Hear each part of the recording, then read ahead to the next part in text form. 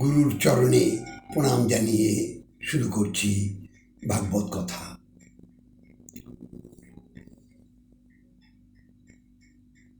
কৃষ্ণ কথা শুনতে হলে বা এই পথে চলতে গেলে অনেক কাটা অর্থাৎ অনেক কথা আপনার শুনতে হবে, অনেক পথ পেরিয়ে এই পথে আমাদের আসতে হয়। তো যদি আপনি ধৈর্য রাখতে পারেন, অর্থাৎ আপনার পেশেন্ট মানে প্রচণ্ড ধৈর্য আপনার থাকে, যদি আপনাকে কেউ কোনো গালমন্দ করে, কেউ খারাপ ভাষা প্রয়োগ করে, তথাপিও আমাদের বৈষ্ণবীয় আচরণবিধি আমাদের মেনে চলতে হবে। অর্থাৎ কেউ আপনাকে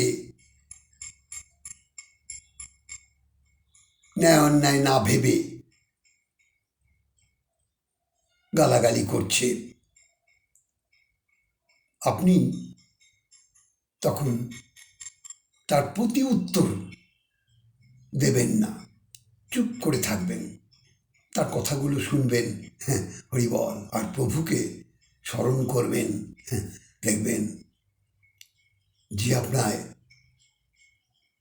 অকথ্য ভাষায় প্রয়োগ করে আপনাকে ব্যথা দিয়েছে, আঘাত করেছে, হরিবল, আপনি যদি চুপ করে থাকতে পারেন তাহলে বিচার খুব শীঘ্রই দেখতে পারবেন, খুব অল্প সময়ের মধ্যে তার বিচার।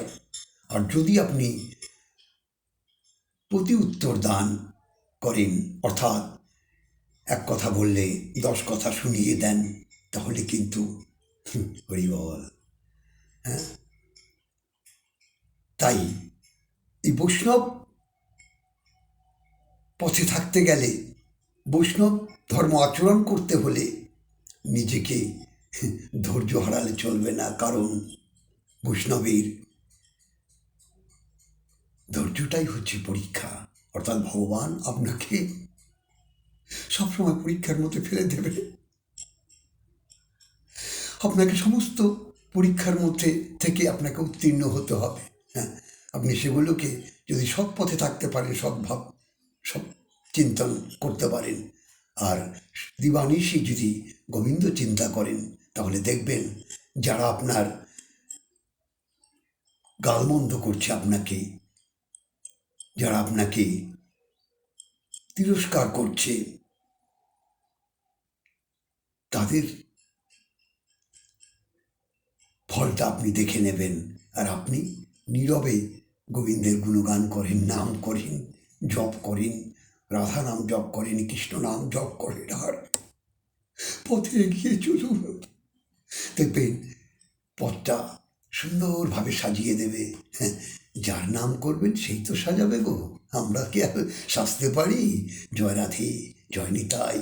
তাই পথে থাকুন আর কৃষ্ণ ভজন করুন, রাধা নাম জপ করুন, জয় রাধে, জয় নিতাই।